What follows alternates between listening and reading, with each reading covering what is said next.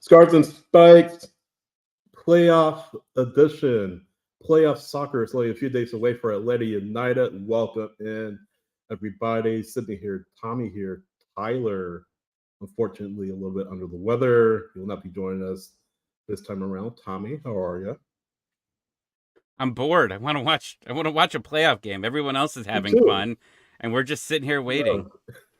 Yeah, I mean, playoffs have been pretty good. We'll talk about that a little bit later on. Any surprises, by the way? If you like goals, I've got a playoff format for you. Because there's goals. If you bet the unders, this isn't working for you. Sure. Over 3 goals a game, every game. Goodness. That's crazy. Yeah. I don't know if that means really good offense or really bad defense. It means either one or the other. But yeah, I mean, no surprises for me. Obviously, you guys probably already know it by now. I picked Sporting Kansas City to be swept by St. Louis City, and that, of course, is no longer a possibility. 4-1. I mean, I wasn't expecting 4-1. I'll be honest. I was expecting 4-1 in Sporting Kansas City, but I probably should have seen it coming due to their form and due to how they've been playing of late. So that was the only away team to this point to win a match in the MLS Cup Playoffs thus far. So a little against the grain there. And yeah, Sporting Kansas City now have a home match to decide the series potentially. Of course, if Sporting Kansas City, St. Louis wins, goes to 3 matches. But I think that's the only surprise for me. Cincy clobbered Red Bulls. LAFC clobbered their opponent. I mean, what about you? I mean, anything that stuck out to you? I mean, you mentioned the goals, but just fun. I mean, this playoff format, we have to see how it continues to evolve, right? We have to see what happens. It starts happening with these game 2. See if the home team continues to win them in this format. But when the playoff format changed to single elimination, people were really excited. This is like NFL football. We're just going to see some great games. And that was the exact opposite of what we saw. We've talked about this past couple of weeks. In those games, you'd see 0-0, try to get to penalties. And, the better team was getting upset on constantly. And, that's not what MLS wanted. Now you've got more games, which is what MLS wanted. And you most likely want the better team to get out of it. So as you progress through the playoffs, you've got better teams playing against each other. But we're only a few games in. So we'll see once we start getting to game 2 here. Now, are we going to see any other upsets? I think there's 3 matchups left. I'm not sure, but I think we're all hoping. There's one potentially on Wednesday where we could do the exact same thing. But the playoff game, and it's something that we haven't, had in a few years. Yeah. So I think a little bit still of a downer. I'm still down on the whole Almada situation, but yeah, it's still you gotta, it's the Ted Lasso believe thing, right? Like you gotta believe, right. And I'm going back to Columbus. I'm spending my entire like. I was just in Cincinnati. Now I'm going to Columbus on Wednesday. Man, it can't. I'm gonna knock on Per- everything. It Traversing the cannot state of Ohio, aren't you? it cannot be worse than the last time they went to Right. Columbus. Okay, Yeah. long as it's not Star Wars night, it's not raining, which both are set to not happen. I think we're gonna be okay. And Yeah, high we'll see. scoring obviously helps this team, right? Like if Yeah. this continues this way and it's a shootout, yeah, we don't have Almada, but we still have a lot of high scoring power without Almada. The question is, how can it all sync up together? And we'll talk Yeah. about that with our guests a little bit in a little bit. Who do we have, Sydney? Doug Roberson from the Atlanta Journal Constitution. He'll be joining us. He'll also be up in Columbus, so maybe the two of you can connect together and share commiserations with each other about the match. But yeah, Doug will be there covering the match, of course, for the AJC, and Doug will be here later on in the show. Tyler, of course, we said unable to join us. He is recovering, I think, from laryngitis, but he's encouraging either our chat to knock on all the freaking wood. So I think you've done that. You definitely have done that. There's been a Doing it lot. again. Doing it again. Yes. So yeah, we'll talk to Doug later on and get his thoughts and insight on how he thinks the match will play out and the series will play out. As a reminder, scarfsandspikes.com. That's our website. Patreon.com/scarfsandspikes. Get access to our Discord, support our work. Starting at $1.17 a month. Scarfsandspikes.etsy.com. Get some stickers for yourself. Stick them wherever legally, of course. Don't get in trouble. But yeah, all the ways you can What's connect with Wednesday? us. Wednesday is our watch along, isn't it, for patrons? Yeah, you We'll guys. be I'm there. gonna have to set you guys up, but yeah, it's you. You guys are running with it. Are you going to make a guest appearance on there or what? Maybe I'll get Doug to be a guest appearance on it too. We could share a camera Make it together, happen. and we could do what my daughter does with her boyfriend. I could like give him one of my AirPods. We could each have an AirPod in our ear and Yeah. come into the Scarves and Spikes watch along. But yeah, the watch along is like the greatest part I think of what we do here. Right, we've had a lot of fun throughout this season. If you haven't been a part of it, now's the time to do it. We hop on Zoom. Mhm. We everybody hops on. Some people hop on camera, some don't, and just hang out and cheer and we do shots during goals. We do a little bit of everything there, and it's fun. If you're just at home and you need something else, it's a second screen experience. That's fun. Said that 5 times fast. Second screen experience. It's been a day. Are you getting some Skyline chili when you're down there in Columbus, or? That's Cincinnati. That's more of a Cincinnati thing than a Columbus Yeah. thing. I'm not a chili. Now my wife would do a lot of chili, but we do a lot of Waffle Houses though on the way home There you go. from Cincinnati to Columbus. That ride home it's boring. Boring. So Beautiful. I-71, right? Yeah, 71. I take Okay. 71 all the way. It's something. You see the Hell is Real sign, ton of Waffle Yeah. Houses, and little known fact, about 10 miles away from this, Cincinnati is the only Hooters left in Ohio. Really? So there's still Yeah. some Hooters in Ohio? So whenever I come, I always stay downtown by the American over there, and they've got a Hooters right around the corner. So like that's how I get my wings because I like their wings over there. They're pretty good. So Yeah. Okay. just small Okay, facts about Ohio. There's good to know rain, that. Hell is Real sign, lots of Skyline chili, lots of Waffle Houses, and one Hooters. That's all you need. Anything else we should know about Ohio? You're an Ohio expert, so. It's cold right now. It's gonna be cold. I was looking at the Yeah. weather. It's gonna be around 40s or 50s, somewhere in between there, likely at game time. Yeah. It's Yeah, that cold and they're front, having a right? blackout. I mentioned this in the last show, but they announced that Mhm. they're promoting everybody to all wear black at this game. So we'll see how that goes because I think one of the things that really makes the NHL really cool Mhm. is how some teams will do a certain color, like the Winnipeg Jets do a white out, which is always really cool. If you could get enough people to buy into that's a pretty cool thing to see. So we'll see how the environment is there. But the game sold Yeah. out. Game Yeah. 1 is sold out. Game 3 is pretty much sold out, from my understanding. If there is a game 3. If I don't feel good about this game, so I'm hoping there's a game 3. I really do. Yeah. Well, yeah, it should be a interesting series. Laura.com Field is a beautiful ground, one of the newest soccer-specific stadiums in the country, as you all know. So it should be an interesting series going on over the next couple of weeks. So let's take a look. I mean, we're talking about playoffs. Let's take a look at kind of the results over the weekend real quick. We mentioned LAFC 5-2 over Vancouver, Cincy 3-0 over the Red Bulls, Spring Kansas City 4-1, St. Louis. So those were kind of the high scoring ones. Philly beating New England 3-1 at home. That's no big surprise. I mean, Philly never lose at home. And Houston, who have been terrific at home, beat RSL 2-1. So all the teams, of course, have a 1-0 series lead. One of the things that stood out for New England, the Revs, not only did they lose 3-1, but they also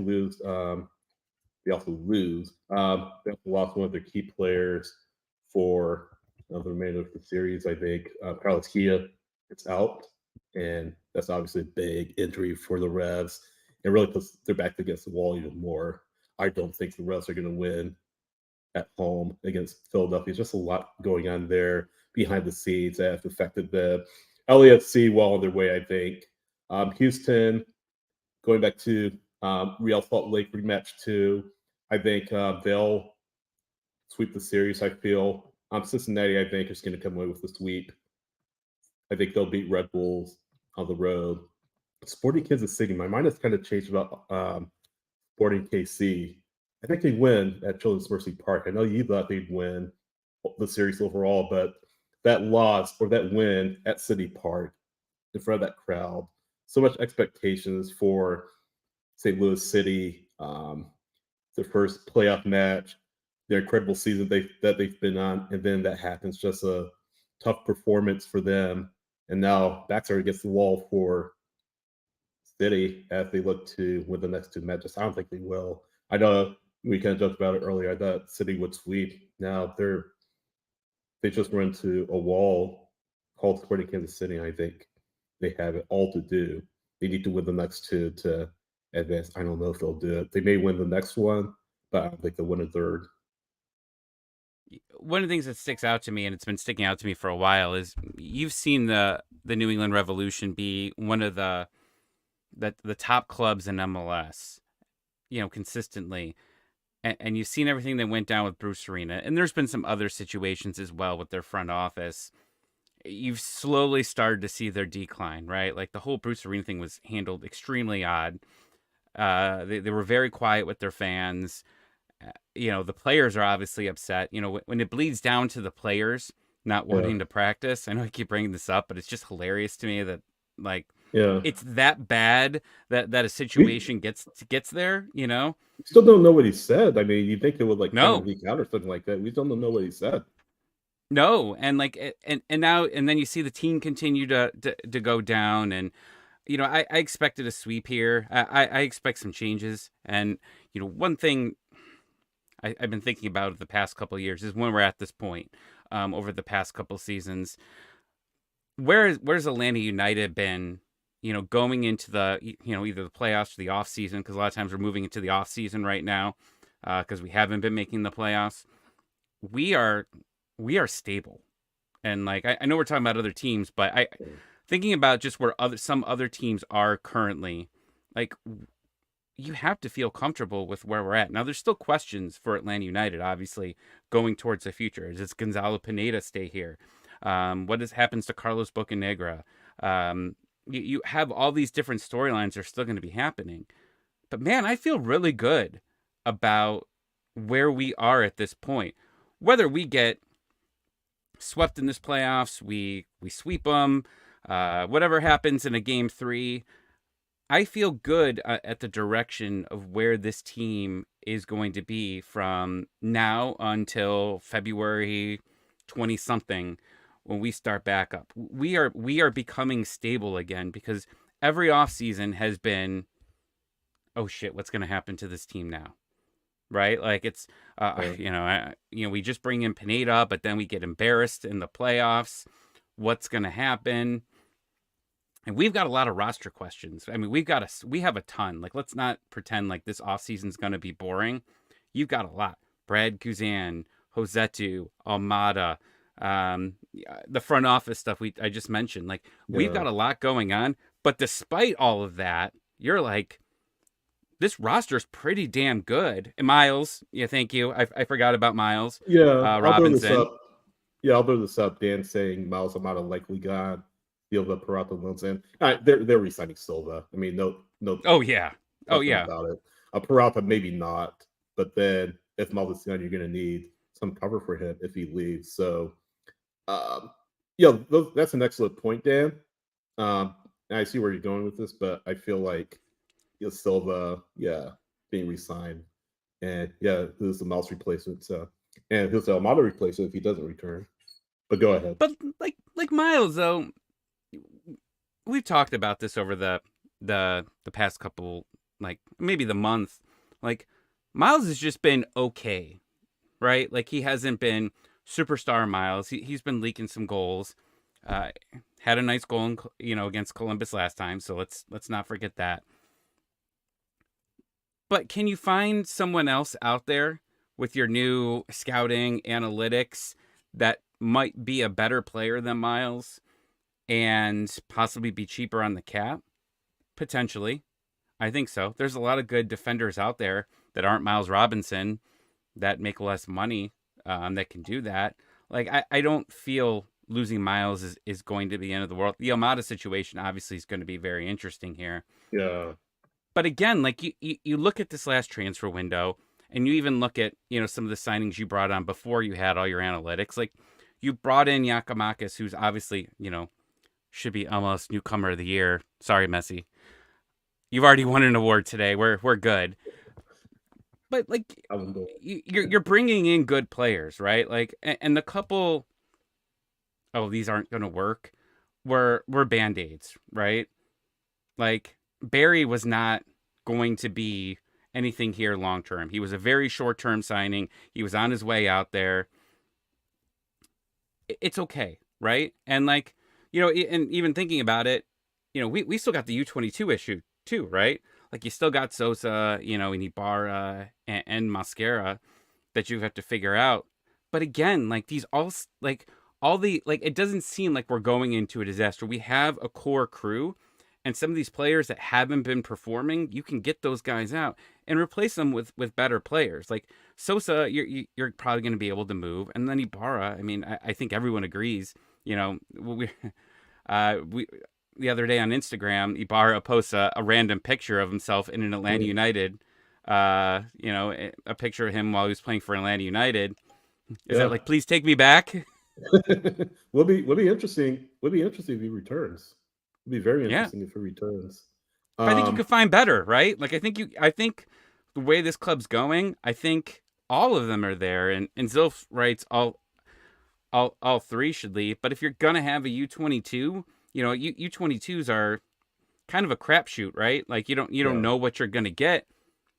I've liked what I've seen from Mascara since, especially after Leagues Cup, right? I think he's done an extremely good job for a backup there.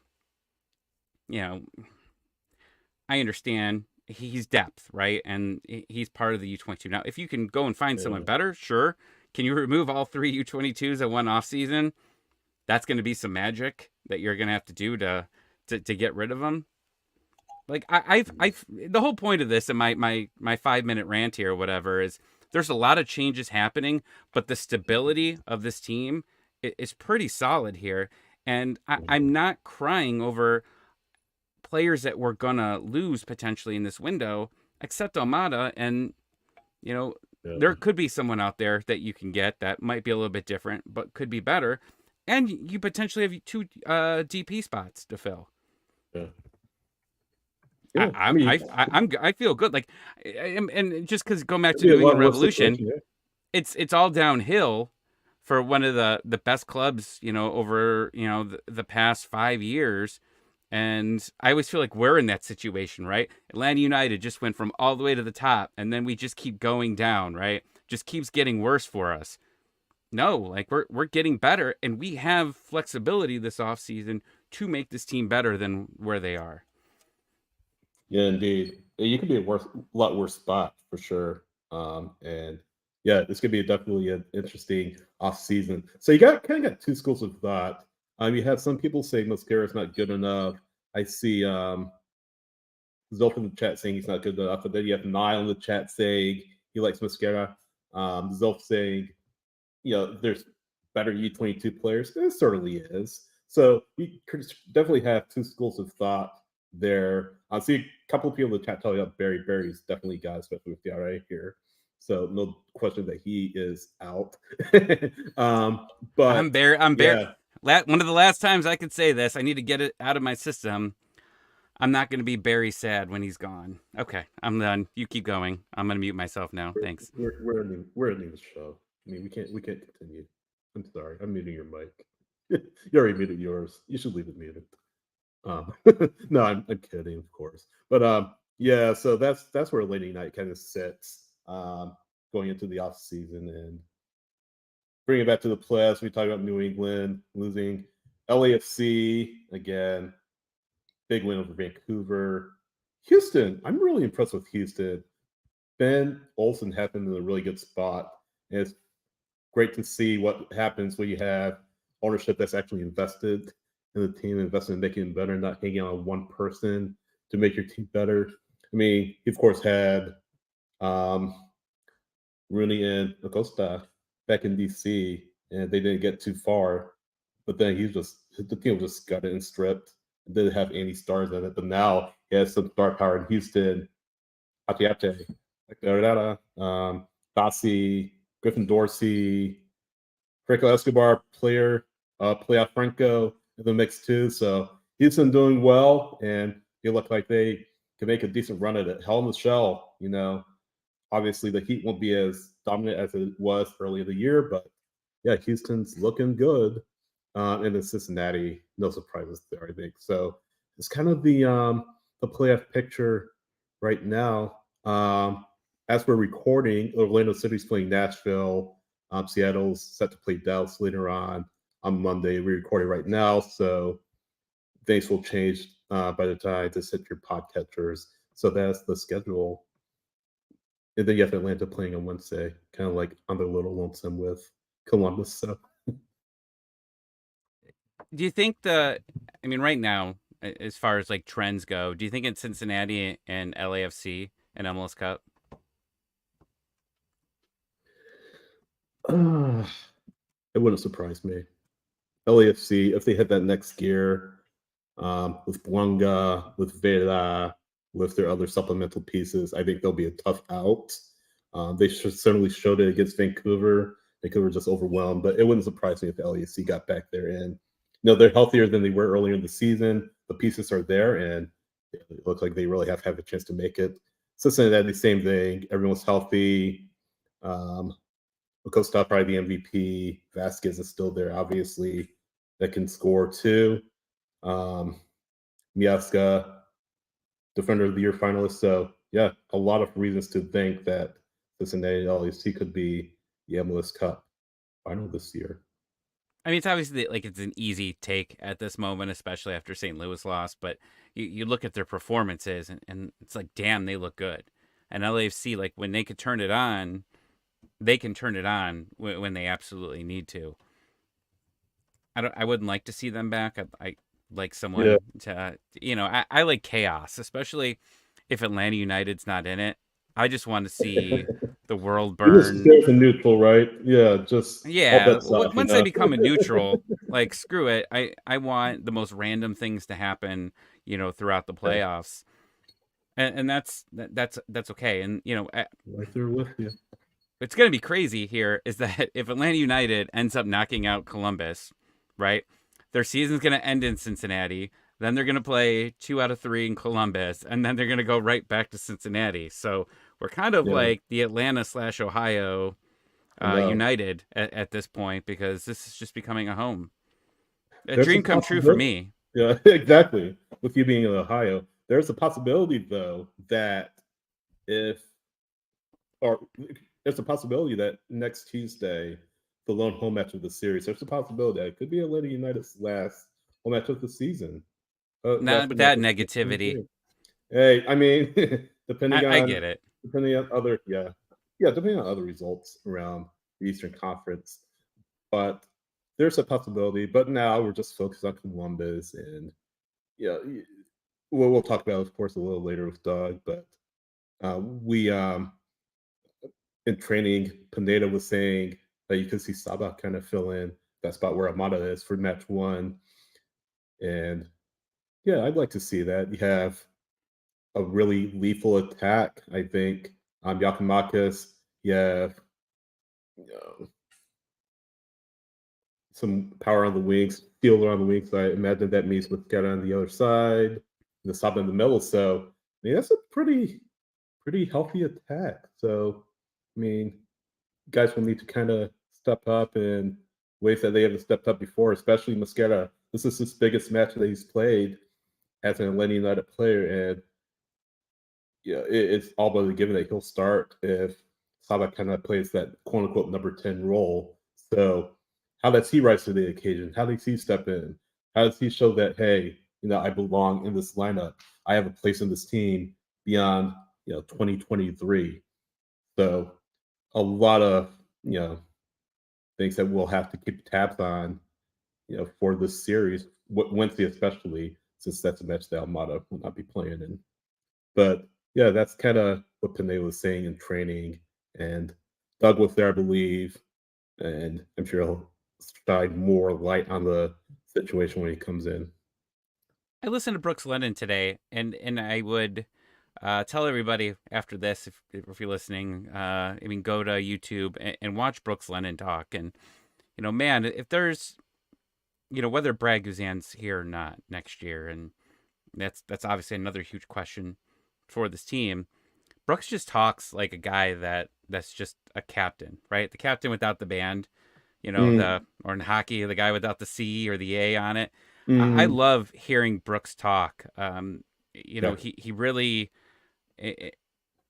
he it looks like he demands respect and how he speaks to the media. Like he believes in this team, and I liked everything that he had to say here because they're obviously going into this game, not the favorite at all. But I mean, you need someone with confidence to keep this team calm, and I think that he's definitely one of those guys. And for the future too, right? Like if Brad's gone, I mean, he's obviously has to be the vocal voice because the conversation's yeah, gone on too long. Who's the captain? Who's the captain right, of this team? When because Brad's been out so much, it's Brooks yeah. Lennon for sure. No, I mean, no question. I feel like you're right. I mean, he maybe with a couple of exceptions, he's out there like every match, every minute, and he rested a little bit against Cincinnati.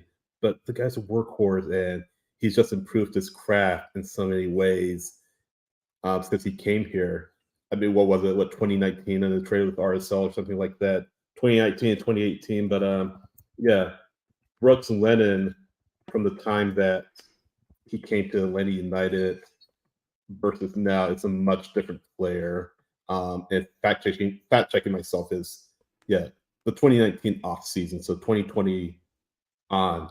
You look at him 2020 Brooks Lennon, look at 2023 Brooks Lennon, and the differences are just striking. His command, his style of play, his vocalness, just the total package. And I think no, he's still relatively young. I mean, all things considered, he's I think 25 years old or 26 years old. So he still could be a player that could work himself into the national team discussion, especially with a good playoff run. He's not going to be like in Nations League or anything like that. Um, but maybe in the winter camp, in the January camp, I don't know if Greg Berhalter doesn't bring him in and see what he can do, and maybe start him out for a couple of matches against some maybe lower tier opponents. So Brooks is terrific. He has been terrific, and I'm totally with you that he deserves the arm back if Greg is not with the team in 2024. Obviously, if he is, and Brad is the captain, but if not, I think Brooks has more than proved that he deserves the armband. All right. We'll have our predictions of the match one a little bit later on, but as promised, we have from the Atlanta Journal-Constitution, Doug Roberson or Tyler Pilgrim. You decide. You look a lot like Doug. We'll just stick with Doug this time. I'm much better looking than Tyler Pilgrim. How's it up, Doug? going? How are y'all? Good. Your volume is a little low, so I don't know if you have a way to turn that up. But Hold on. okay, we'll just kind of bide our time just a little bit here. Tyler brings up a good point. We could just play one of the many hits of Fall Out Boy while Doug is ramping up. Why is this not? Hold on. Okay, no worries. Can you hear me better now? Yeah, it's a little better. A little better. Nikes. Yeah, you're real low. Yeah. Hold on. Still can't hear me? Maybe we can hear you, but volume's just low. But yeah, we can probably get rolling, and yeah, just leave it as is for now. I think I can hear it better now. Say something. Hello. Okay, A little bit better. That's a little better. Yeah. But yeah, we can roll with it. But yeah, first impressions about Atlanta Columbus based on what you've seen and heard from training over the past couple of days. Well, first, Braguzan's contract is through 2024 with an option for 2025. So unless he retires, he will be with the team next year. Okay. Second, well, on that point, he just comes in hot, ruins my night in 5 seconds. Oh, okay. So, continue. Let's tackle that point real quick. Does Braguzan retire in the off season?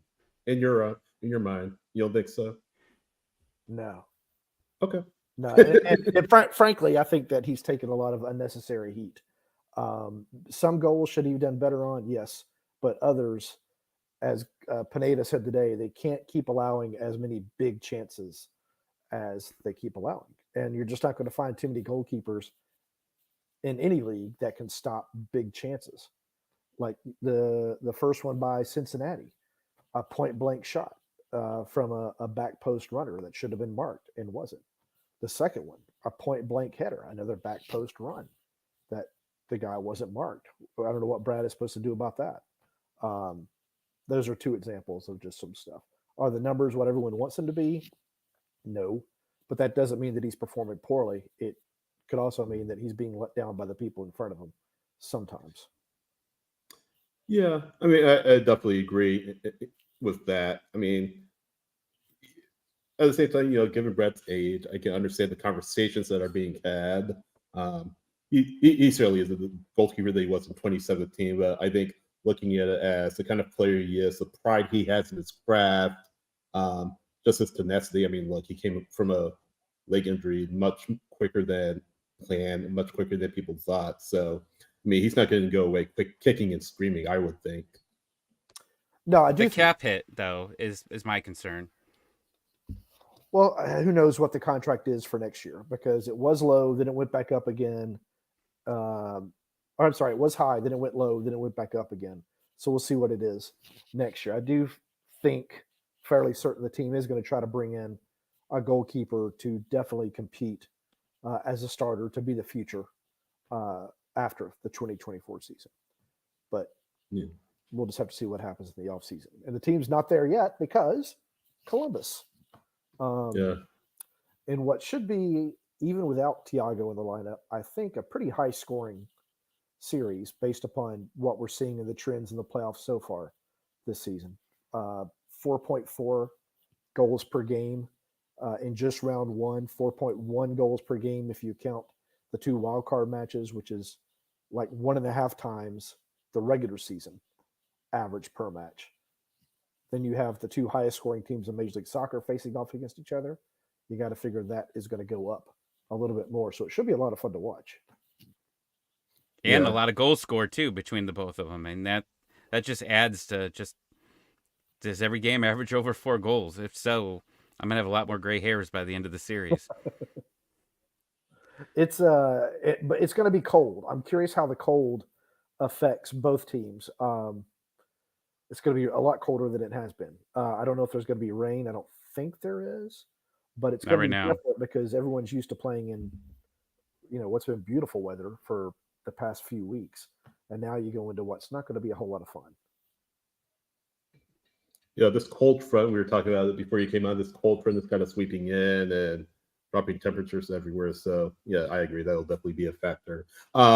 So let's talk about training. Of course, Pineda met the media today. And obviously, the big question is what will the 11 look like without Almada? Because, I mean, we all agree he can't replace Thiago Almada like for like. It sounded like Saba might be that player, that quote unquote number 10 slot. I guess, what are your thoughts and how do you see things shaking out from a standpoint of who starts in place of Almada on Wednesday? I could see Saba playing as the attacking midfielder, which would get Mosquera on the wing, which would maybe keep. Not that Saba's not fast, but Mosquera is really fast. So having him on one side and Silva on the other may keep Columbus's fullbacks back a little bit and not getting into Yeah. the attack as much. But that's if Columbus comes out in something different than that back three that it typically plays, that 3-2-2-2 that it likes to play. It wouldn't matter a whole lot. The concern for me with Saba, if he plays as an attacking midfielder, is the defensive responsibilities in the middle of the pitch. It's a position he hasn't played. They have had, 10 days or so for him to train. If that's the decision they made early, it also wouldn't surprise me to see like a Tyler Wolf maybe coming in because he has been in the system. He would know the defensive responsibilities. Or the other option, and I can't decide which one I like more, is you go back to the 3 center backs, the 2 wing backs. You don't have a true 10. You have 2 central midfielders playing underneath Yorgos, really try to Hmm. clog up that middle, which is where Columbus likes to operate, and make them go around you down the edges. Where if they try to send in crosses between Miles Robinson and Abram, you should win a lot of those.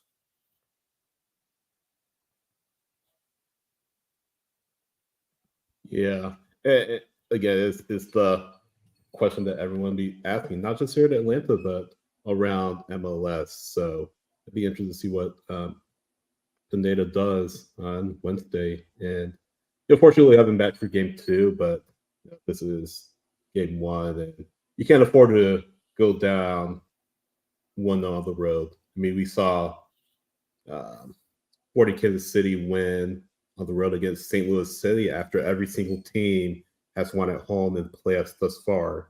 So Atlanta United will try to maybe can draw inspiration from that and get a win on the road themselves. So just kind of looking back on the regular season as a whole, and you see how he scored a lot of goals, gave up a lot of goals as well. And we talked about a little with the defense, just very fragile, very inconsistent, disappointing. And we've asked Brad Gazin about it in the locker room, and he's not been too happy with that that idea that okay, the back line is still making some of those mistakes that they made early in the season. I mean, I asked him about it, and he wasn't too thrilled with questioning, but it's true. I mean, time and time again, this team just continues to not put teams away and not hold leads. And now that you're in the playoffs, that could really be a much bigger detriment because if you blow a lead in the playoffs, that could mean put yourself behind the 8 ball and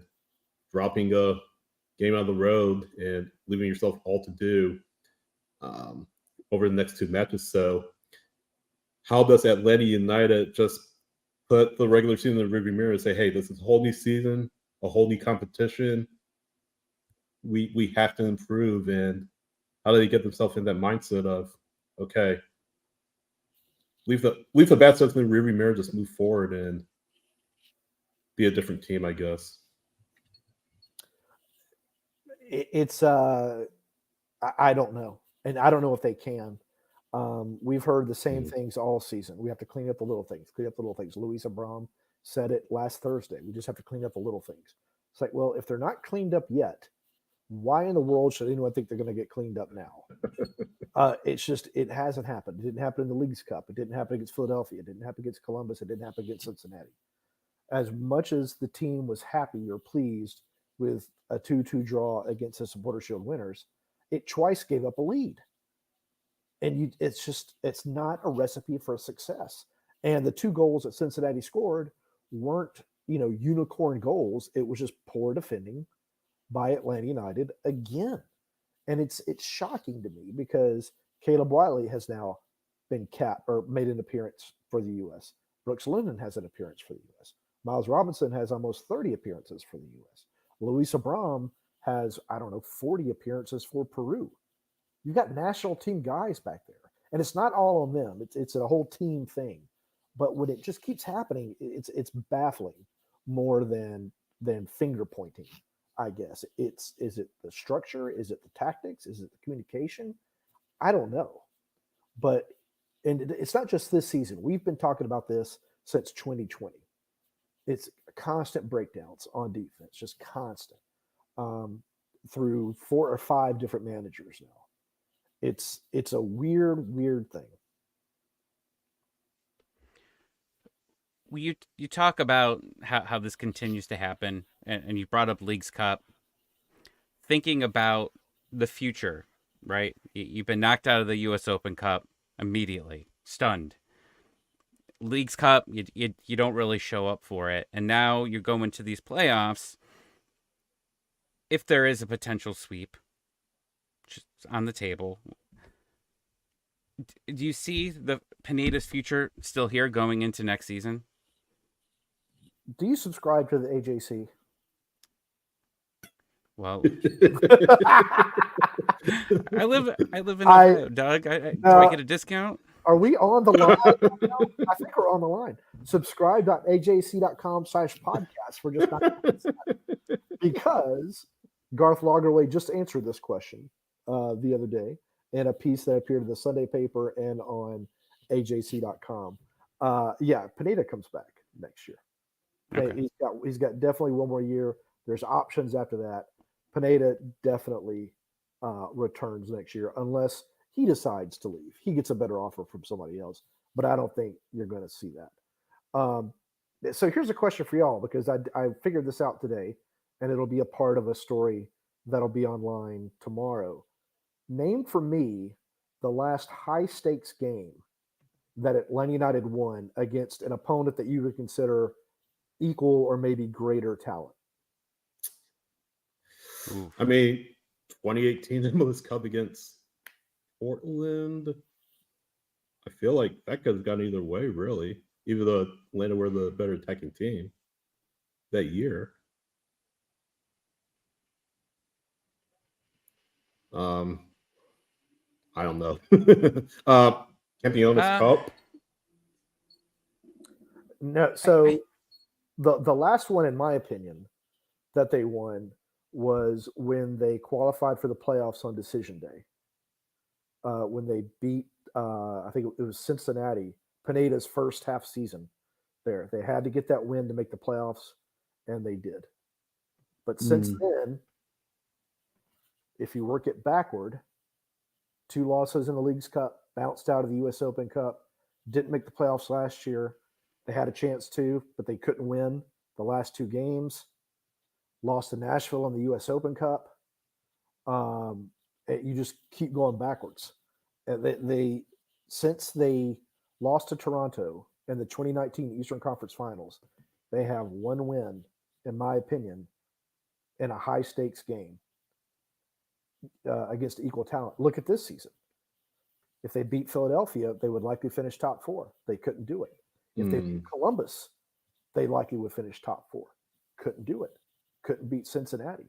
The DNA in these big games is just missing right now for a lot of reasons, including the other teams are trying to win too. I mean, it was earlier in the season, but I would say that the win against Philadelphia at home was a big win for this team. Obviously, it's too early in the season to Right. be like a must-win situation, but I think it was one of the more impressive wins of the year for them. It was the only one that Atlanta United posted against the teams that finished above it in the Eastern Conference. They have one win all season against the top 5 teams, home or away, which is Yeah. not a good stat. No. Cincinnati was looking good until, I mean, obviously you were still, leaking goals, but the offense looked good, right? Like it looked Right. like they were able to create chances. And then obviously it all goes downhill. I guess one of the things you could really take out of it is you were down a man for pretty much the entire half and you didn't allow a goal. Right. Nope, Small win for this team, but I Right. think it was something that was significant. Mm-hmm. But that's also kind of part of both the thing that makes the team so intriguing and frustrating at the same time is in Yeah. most games, there is a lot of good. But then there's just those few moments that you're just like, what the heck, man? Why did this happen? And it's been that way again for 3 seasons or so now. After out of every game, there's a lot of positives, but then there's those few little negatives that just kind of pull everything back down again because you can't explain them. Yeah, and you talked about it earlier, the players saying, "Oh, we got to fix the little things," so on and so forth. But I mean, sometimes that after a while, that rings hollow, right? I mean, I kind of look at it as, when the club says, "Okay, we want to win trophies, we want to become a big club," and they say over and over and over again, but then the message just becomes hollow, just seems rehearsed. It kind of feels like it's the same thing with what yours is talking about. Oh, we got to fix the little things, this, that, and the other. I mean, it kind of has that same feel to it. Um, and I guess I'm kind of like you. I'm trying to wrap my mind around why that is. I mean, why they haven't done it yet. It's just weird. I mean, is it coaching? Is it the messaging or whatever? It's just Is it just bad luck? frustrating. Yeah, or is it just Yeah. bad luck? I mean, because the talking points for a while, the last couple of seasons, it was, well, we just got to focus for 90 minutes. And then it's become, we just got to fix the little things, which, part of which could be concentration and focus. But the team has so much talent and it does so many good things. But then, like the Cincinnati game, you give up those 2 weird goals. The first time you played Cincinnati, they played Cincinnati. They were winning and then gave up the 2 late goals, both of which, or the one of which was fantastic by Acosta, but the second was easily avoidable, and they didn't avoid it to lose to Cincinnati at Mercedes-Benz Stadium. It's just, I wish I could explain it, but no one else seems to be able, including the players, seems to be able to too. Yeah. I mean, you bring up that Cincinnati game at home. You're up a goal at that point, and even when you're Acosta ties it, you're trying to get into a track meet with them, and like they absolutely should have had 2 or 3 goals going back and forth from each team, but it was weird that they decided to try to get into that track meet instead of just trying to slow things down a little bit and try to take their chances. They just kept going back and forth, and unfortunately, at that time you just couldn't finish, right? Like the team was still, I think, trying to get accustomed to each other, and I mean, they could have won that game 4-1. I mean, it's just the chances that they were creating were great. Mm-hmm. They just couldn't finish. Now, can they do that in a playoff game? I think for them to win on Wednesday, they're going to have to score on more of their opportunities than not, because Columbus could very well just go back and put up 2 more very quick on this defense. Yeah, I people wouldn't like, I don't think, to see this, but it would not bother me at all if Pineda just said, we're going with 3 center backs, we're going with 2 wing backs, we're clogging the middle.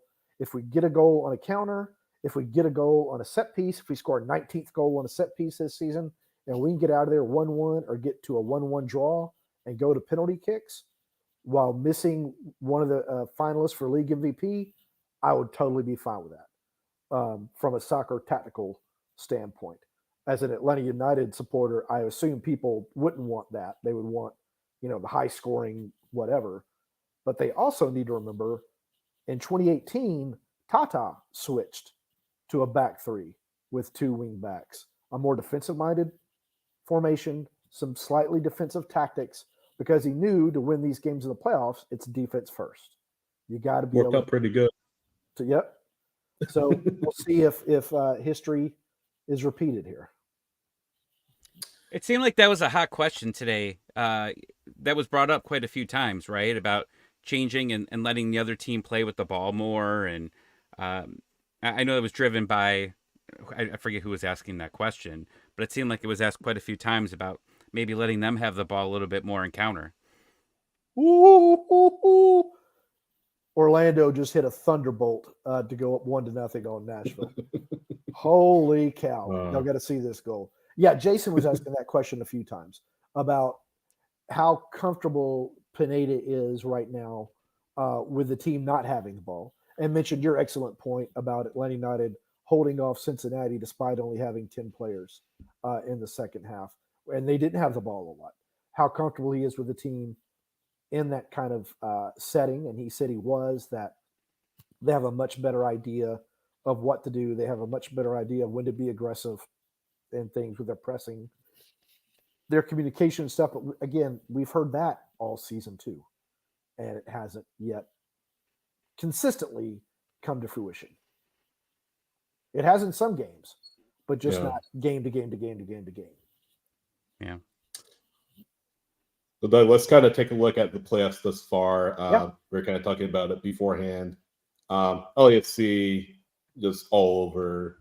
Vancouver, probably no surprise. Cincinnati, 3-0 Red Bulls. Again, no surprise there. Philly winning at home again. Gets to beat RSL.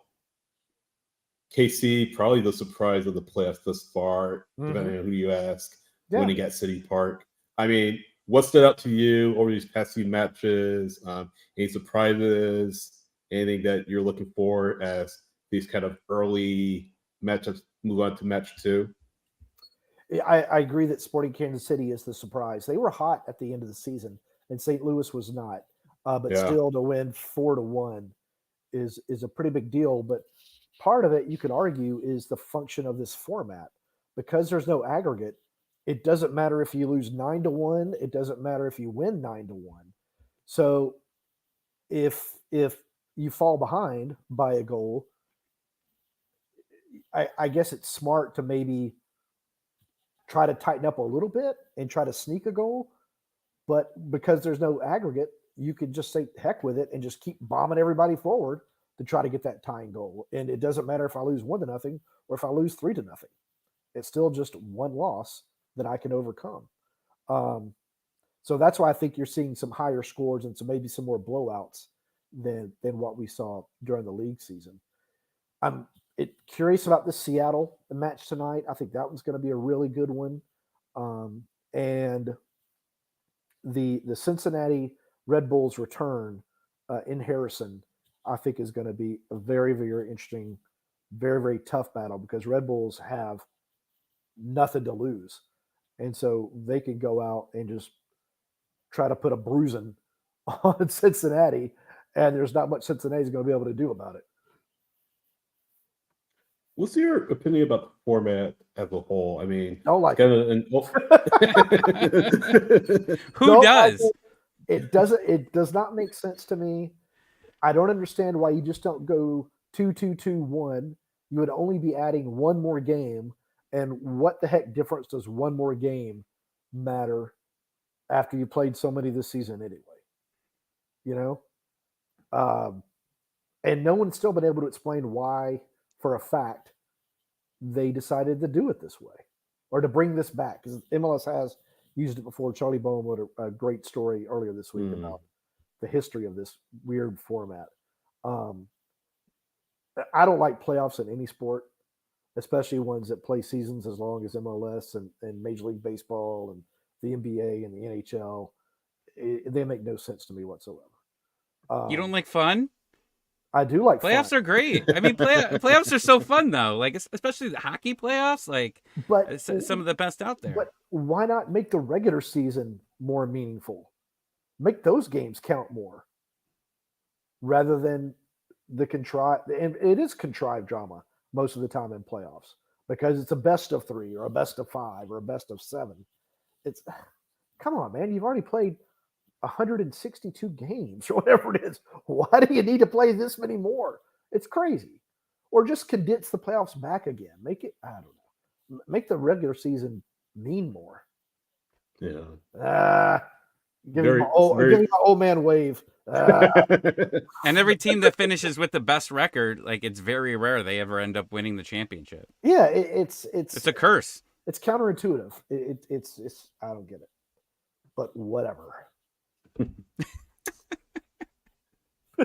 So yeah, I mean, definitely polarizing for sure. Polarizing, and the players, it's an open secret that a lot of the players don't like it because it's more matches, and more wear and tear, along with League Cup, 34 matches of the regular season, and now you have a potential of a team sweeping and winning back-to-back matches and not playing for 3 weeks. So I mean, there's just a lot to it.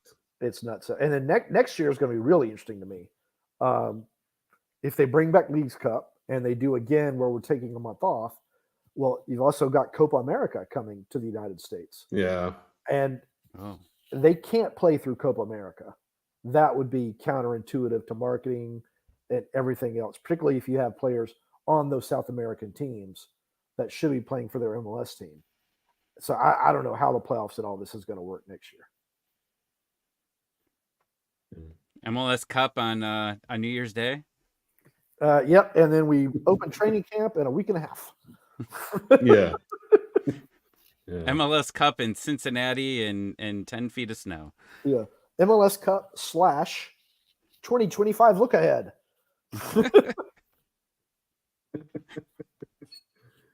Brought by our partners at Adidas and Hyundai. Yeah. So how do you feel about Atlanta going forward? Like, you've seen a lot. Last time we talked to you was before the season even started, and we were still unsure of a lot of things. Garth Lagerwey just came in, a lot of confidence, at least at that point, just that you've got a guy with such experience coming in. You've seen the growth of the analytics, scouting department. You've seen a very good secondary transfer window. We talked about before you hopped on, there's still a lot of changes.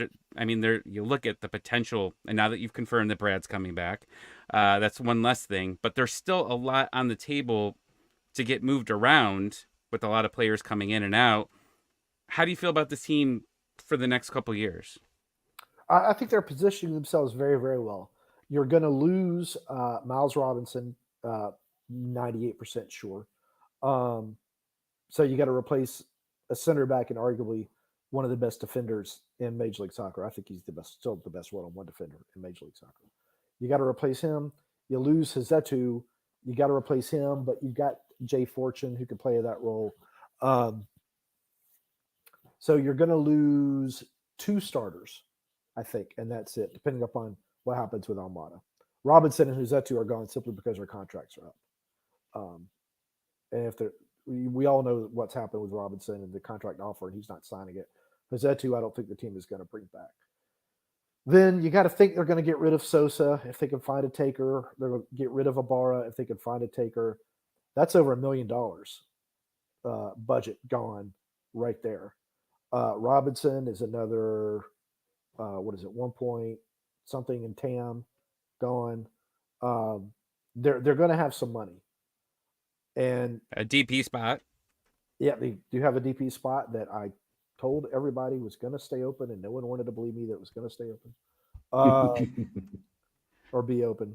They got to figure out what they're going to do with Silva. He's still on loan. He started off hot, but he hasn't really done a whole lot since in the past 3 or 4 games. So this is a time for him to show, hey, I'm worth it, whatever the transfer cost is. But they're set up well. They got good veteran things. Good veterans on the team, guys with a lot of experience, not a lot of high salaries anymore. So they've got some money in the bank. They can go out and really try to add both quality and quality depth, which is a problem for most teams in Major League Soccer. It's a good thing. It's so weird from last year. Right? Like, you just look in the last couple of years, like, oh, you're stuck with this guy. You've got so many guys, like, you've signed him to ridiculous contracts. Jurgen Damm's got a permanent room at the training ground till 2029. Like, it's just, you have nothing to look forward to because you have too many unmovable pieces. And now you don't feel like you're in that situation. It's It's refreshing. It's interesting you bring up Jurgen Damm, and I want to. Oh no! I want Don't do it. He's not coming back, right? I want to talk about this for a second. When that salary came out, everyone was like, "Oh my God, that is insane!" Right? Yeah. Because we learned about it with the October salary dump by the Major League Soccer Players Association, which they do twice a year. Sydney's drinking whiskey over there. But what I don't think Caught me. the MLSPA included until this year with the October salary figures is that they're annualized. The figures are annualized for the summer signings. So the number that you're seeing is you're taking the total that the player is getting for 4 months, taking that day-by-day total and then multiplying it by 365. So that salary is going to look a lot bigger than what it actually is. I think that was what happened with Jurgen Damm's salary when that came out in October. I have to go back and look at the spring database from the MLSPA the next year to see if it was still that high. But that's what I think happened. So it wasn't the team made a really stupid financial signing. I think the numbers were inflated because they're annualized instead of actual for the second salary database. The term was, I think, my biggest problem too, though. I mean, it was, I don't know if you needed him that long. Yeah. Well, they were trying to make the playoffs at the time. They thought that, Jurgen, he was a well thought of prospect for a long, long time. They needed some offense. They needed some speed. I don't fault them for it. They were trying to make the postseason, trying to save a season, trying to give the supporters what they said they want, an exciting, fast team. Unfortunately, Jurgen could never figure out when he got the ball. Do I want to pass? Do I want to shoot? Do I want to dribble? Do I want to spin around in a circle? And sometimes he did all the things at the same time. But those TikToks, that was that. Well, I don't have TikTok. I don't think I might have gotten it when Darren got on there, but I haven't been on TikTok in 1,000 years, so I do not know. I don't blame you. You're not missing a whole lot. All right. We'll get your predictions. I'll see your predictions in a second, but gotta hit on this real quick from the chat. Homer asking about Firmino and how many minutes he'll get next year. Where? What position? Yeah. If Thiago is back, then no. If Thiago is sold, and I tweeted this earlier, and people jumped on me because they don't understand context.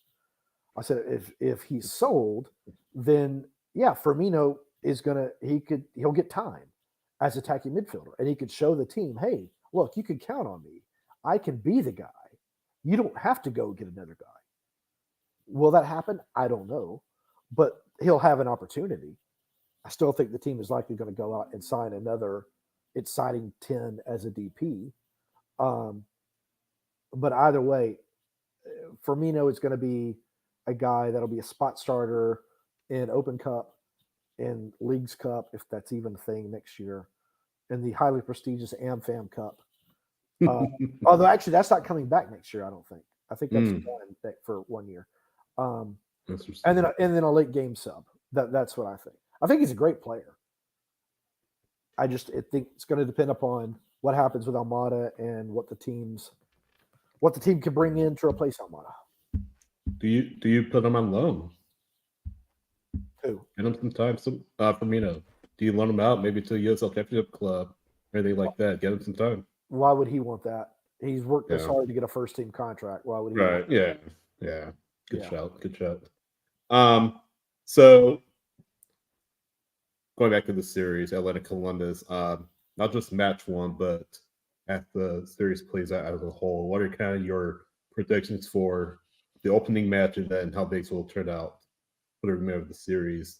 Can Atlanta make a series out of it, or should we expect, just a one and done situation from this team? 2 and done, technically. Yeah. I mean, Atlanta, even without Thiago, Atlanta still has the talent that they could go and steal a win. If they have to do it twice, if they screw up at home, I don't think they can go to Columbus and win twice. I don't know of any team Yeah. in the league that can go and do it twice.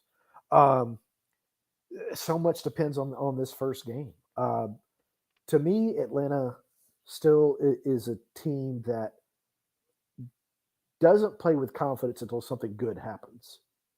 They don't just walk out and play confidently. They need a goal. They need something good, and then you see it ratchet up. They go from first gear to second gear to third gear pretty quickly, but it could take them a while to get out of first gear. And if Columbus puts a goal on them early, I don't know what happens. I don't think Atlanta United is going to advance because Columbus is really, really good. That's not really a knock on Atlanta so much as it is a compliment to Columbus. Sure. But I don't think Atlanta gets out of this round. And if they You don't, think they push it to 3? yeah, I think I think they'll push it to 3.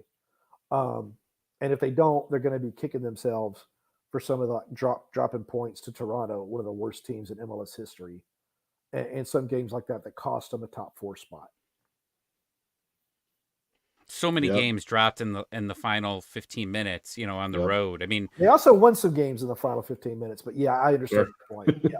but like especially on the road though, because Yeah. there's a line there of away your away stats, your away wins, and you had so many in the bag that you could have, especially early on in the season. I think you had like four out of like your first 10 road games where you were winning, right at the end, and then most of them ended up in draws. Like you get a couple of those wins, and you're in the top 4 potentially.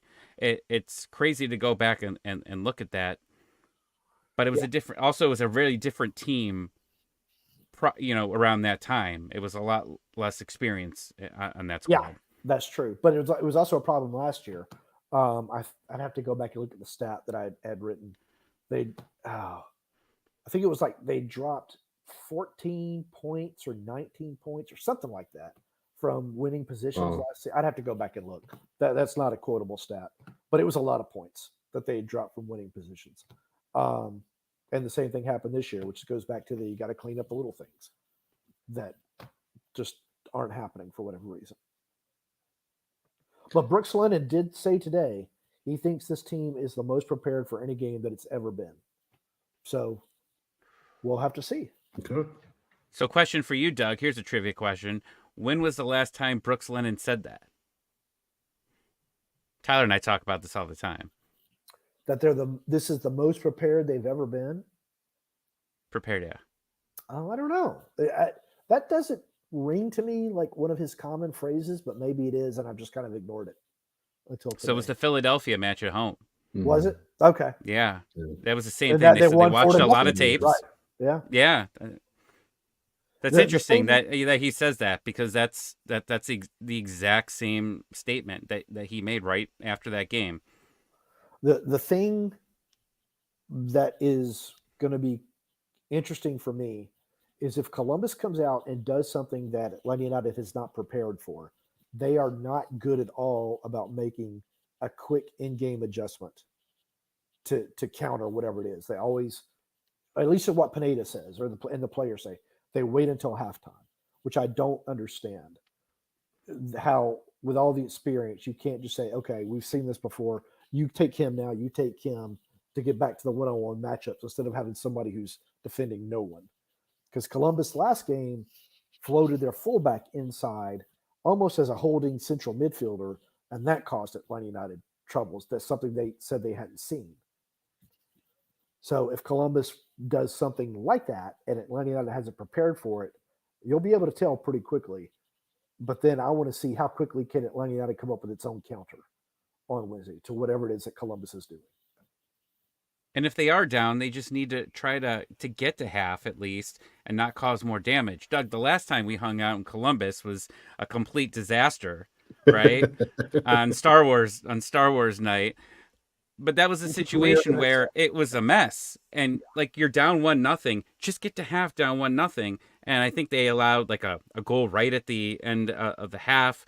And then Gutman got hurt, and it was like all downhill from there. Yeah, I think it was a goal right at the beginning of the second half. I think it doesn't matter. They lost 6-1. They were without a whole lot of starters. Columbus was without a lot of starters. Anyway, we'll see what happens on Wednesday. We'll see. Yep, indeed. We'll cut you loose here in a second, but any particular destinations you go to Columbus when you're there, or the hotel, the stadium, the hotel, the airport. Now there is a really good deli in Columbus that was on Man versus Food. It's Juniors, maybe I that's think so. the name of it. Really good hamburgers. So if you're in, and there's a good bookstore is it called Germantown? There's a Germantown, yeah. Yeah, there's a fantastic bookstore in Germantown too. That I won't go to there tomorrow because or Wednesday because it's an in and out trip. But that's a good place to go to. So if you look up bookstores Germantown, Columbus, it should pop up. Okay. Well, enjoy your trip to Columbus, and thanks again for joining us. Always appreciate you having you on, and hopefully we'll catch up with you soon. Tell Tyler, as I tweeted, if he were a pro, he would be on here miming or something. I'm so disappointed in Tyler. Just so next time. We will. If I were you, I might boot him and bring on somebody we thought about it. Show up for every show. I know, Doug, right? can you do me a favor and save a seat next to you? I'll be back. We can hang out. I can do that. Hey, what's your favorite Halloween candy? Really quick. M&M's, easy. That's Reese's. Plain M&M's, no peanuts. I have a peanut phobia. Apparently, I caused a bit of an uproar today with openly wondering if Starburst are a candy or a gum. I'm in 2 Discords, Doug, and 2 Discords talked about that tweet. You did cause chaos. I got to thinking about it. I was like, is it a candy? It seems more like a candy flavored gum to me. But whatever. I agree. Someone put playoff Doug and then your tweet, and then I had to click it, and then it was that, and I go, oh man, what did Doug tweet? And then I find out it's about candy. And what is Tyler doing in here now?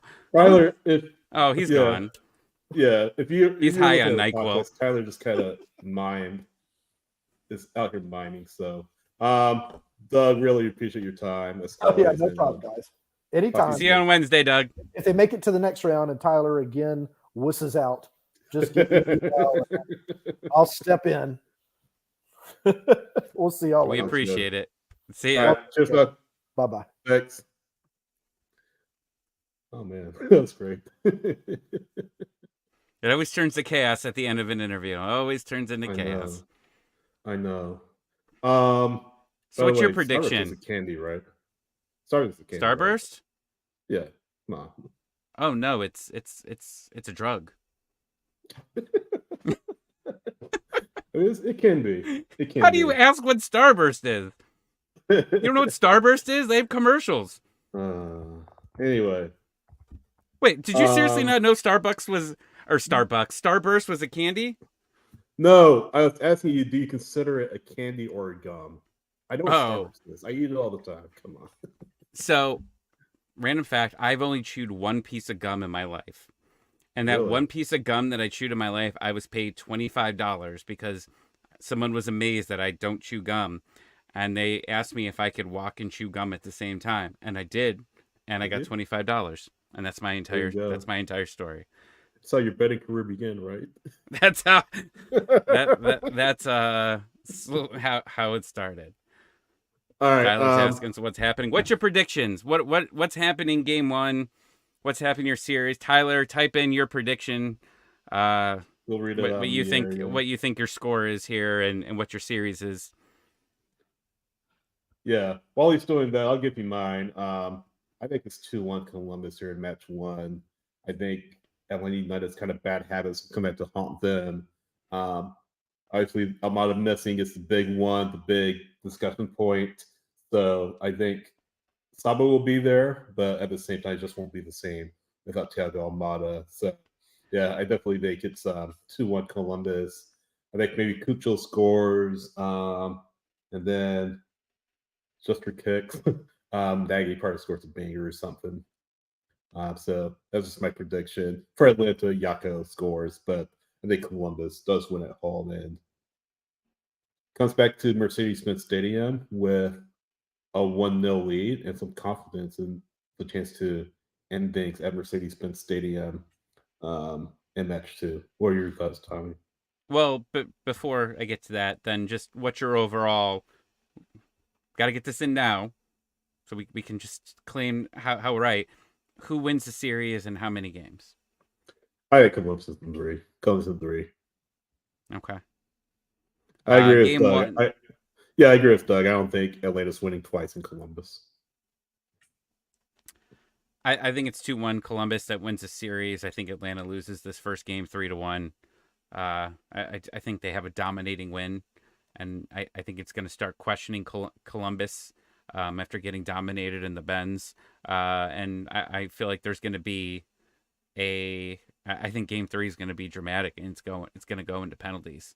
Unfortunately, we just know what happens with Atlanta United and penalties, and that's just downhill from there. Tyler has stated that it's going to be 2-2. They sneak into PKs and they win. So he just said, screw you, Tommy, and your predictions. Atlanta does win in PK. And the NyQuil has hit Tyler Pilgrim, ladies and gentlemen. Tyler says Atlanta in 2. Someone has to believe in here. I think someone hacked Tyler's computer and is tweeting out pro Atlanta United propaganda. Don't talk about getting hacked. Do you know how my Instagram got hacked real quick? That's right. My old Instagram account that I created before we started this was Let's Go Ducks 96. I got an alert that someone in Brazil accessed my account. Next thing you know, it's Let's Go Ducks 916, like 50 underscores. They're posting things like saying I bought a Porsche. Brazil, you said? Brazil, yeah. That's where I bought Pacetta's from, right? Oh my God, would that be something? Screw you, Tommy, for talking about you all season. But I bought a mansion. There's videos of me like at a pool, not me, but like someone else pretending to be me playing pool somewhere in LA. And then I finally get into my account. It was like a thing where I had to send like videos of myself like to Instagram. It was, if anyone ever gets hacked, reach me because I finally figured it out. But I got back onto my Instagram account today. And it's amazing how much people fell for fake Tommy. Because like someone was like I got messages, oh my God, Tommy, I'm so proud that you bought a Porsche. What? You thought I bought a Porsche?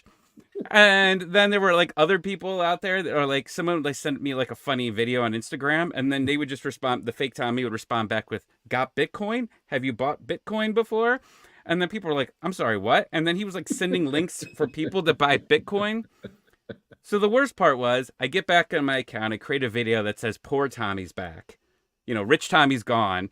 And people are upset. They want baller Tommy. They don't want poor ass Tommy. They want baller Tommy on here. He was way more fun. So now I've got to like live my life to the fullest and start posting crazy videos of me just throwing money everywhere. That's depressing. What kind of Porsche was it? I don't. It was a 2021, and someone responded back. The best comment was, "Why are you bragging about a 2-year-old Porsche, cheap ass?" At least speak for Orlando, right? Come on now. Right. So that was my nightmare this weekend, and I finally got it fixed. I'm glad you got it back. Glad you got it back. Just in time. Just in time. Exactly. Well, watch along, everybody. Yes. Back on topic. Watch along. Right. Patreon. Join our Patreon. I don't know if we still have free trials out there or not. Yeah, we do. We do have free trials. So even if you want to try us out, we're gonna probably do some type of Patreon episode throughout these playoffs. Try to figure some stuff out. Maybe get some Columbus people in here as well to do some things. But we'll have the watch along on Wednesday. So we'll get that link out to all our Patreons on Wednesday. Come hang out with Sydney and Tyler. I'll hop on when I can and have a good time. Yeah, looking forward to the series and hoping for the best. We're kind of preparing for That's the worst. So we'll see what happens. I'll be high on life on Wednesday though. I'll walk in that stadium and I'll say we're winning 5-1. I don't know about that, but we'll see. We'll see. All right, we're out of here. Have a Thanks good night. For watching and listening. We really appreciate you guys. As always, you say all the time, you're the reason we do this, and appreciate you watching on Twitter, Twitch. I said Twitter, I meant X, Twitch, YouTube, whatever. Listening to the podcast, definitely appreciate you. And yeah, we'll see you next time. How does Doug just drop that first Brad's here until like 2035? And then on top of it says the AmFam Cup is not coming back this year. Man, Doug just ruined my life. Damn That's it, Doug. kind of like a low blow right there. No AmFam. A Doug bomb. Is it a Doug bomb? Is that what it's called? A robber bomb. Rover bomb? Well, robber bomb because it's Roberson. Yeah, Roberson, whatever. but... I got rid of the T. Bye. See ya. We're out of here. Bye.